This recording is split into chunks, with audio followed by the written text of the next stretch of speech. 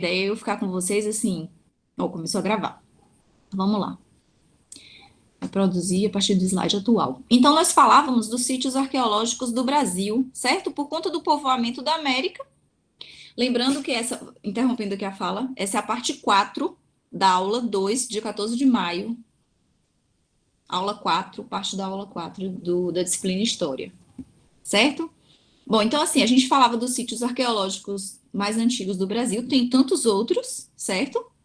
Inclusive, eu acredito que Carla já deve ter explorado com vocês esses outros sítios por conta de mostrar a arte e o registro rupestre. Então, assim, o povoamento da América, os sítios mais antigos do território brasileiro, né? Claro, e aí a gente chama atenção do território brasileiro porque também não dá para falar de outros sítios, mas existem inúmeros sítios arqueológicos e históricos no continente americano. Bom, aí voltando para a Revolução Agrícola, o que que mudou, na verdade? A gente já falou bastante disso. O domínio da agricultura e os povos sedentários. Aí eu queria chamar a atenção disso que está em vermelho, que é uma questão que envolve já os grupos, pensando numa questão social que envolve o trabalho. Então, por exemplo, começa aí uma divisão sexual do trabalho. Quem é que faz o quê? Então, homens vão fazer algumas coisas, mulheres vão fazer outras. E o domínio da agricultura e a descoberta de que as sementes germinavam, para daí você começar a domesticar essas sementes, domesticar essas plantas, é interessante que a gente usa, vocês já perceberam que eu estou usando a expressão e o verbo domesticar para plantas, porque, de fato, o cultivo é um tipo de domesticação, né? Quando você mexe com os embriões, você está modificando, né? Você está domesticando também. Então, assim, ó, existe hipótese de que foram as mulheres que perceberam que as sementes germinavam e começaram a cultivar essas sementes por conta de que as mulheres elas ficavam mais, viviam mais nas cavernas e nos abrigos e nas casas, enquanto os homens saíam para caçar e fazer coisas fora do ambiente doméstico. Então, o fato de a mulher ficar mais próxima ao ambiente doméstico, e por que, que ela ficava mais próxima ao ambiente doméstico, está relacionado com o cuidado dos filhos. E por que, que as mulheres têm esse papel social do cuidado dos filhos? Por conta da gestação.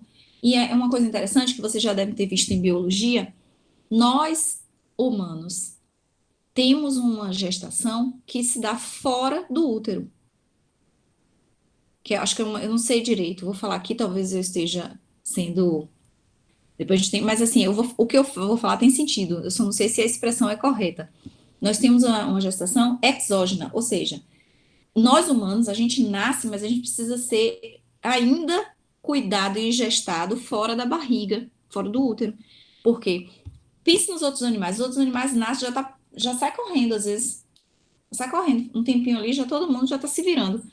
O humano não. O humano ele precisa de cuidado, alimentação, tem todo um processo de gestação que se dá fora da barriga. Então, quem é que faz, quem assume esse papel social ainda na pré-história é a mulher. Então, ela fica mais próxima do ambiente doméstico. Portanto, há uma hipótese de que ela pode ter descoberto o cultivo na germinação das sementes, começado a cultivar essas sementes, e a agricultura pode ter sido desenvolvida, sim, pelas mulheres primeiramente. Pausa para a melhor parte da aula, certo?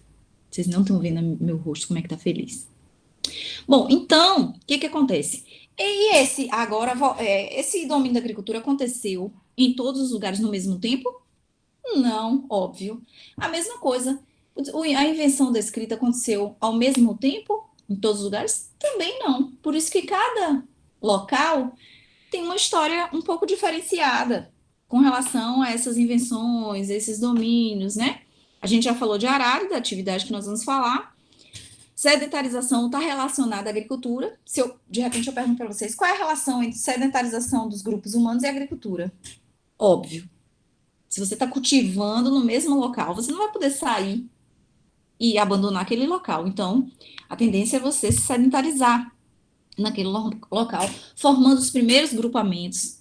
E aí onde nasce a propriedade privada, ou seja, aquele grupo se sente dono daquele local.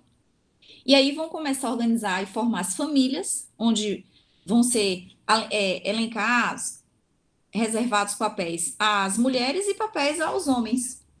E o homem começa a controlar a sexualidade feminina. Esse ponto é muito interessante. Eu vou tentar resumir aqui para mostrar o seguinte: como que essa sexualidade feminina ela é controlada? A mulher, para a mulher, na verdade, o casamento é monogâmico, ou seja, a mulher só vai ter um parceiro sexual. Já os homens não. Já esses homens não, eles podem ter outras mulheres. Por que isso? Esse controle da sexualidade feminina é justamente para ter a noção da descendência dos filhos. Então, o homem, ele precisa, na verdade, o homem, qual foi a organização da sociedade? O homem, ele precisou, porque assim, o filho, ele nasce da mãe, então não tem dúvida que é filho daquele ser. Mas o homem, ele precisa controlar a sexualidade feminina, fazendo com que as mulheres só tivessem relações sexuais com aquele homem, daí ele teria certeza da descendência dos seus filhos, para daí deixar as suas terras e as suas riquezas. Entende essa questão do controle da sexualidade feminina? Então, assim, a formação da família e o casamento monogâmico. O que é o casamento monogâmico? O casamento com uma pessoa só. Nós somos, por exemplo, uma sociedade monogâmica, pelo menos teoricamente no papel, né? Oficialmente nas leis. Então, assim, controle da sexualidade feminina para se dar com a formação da família e o casamento monogâmico para as mulheres.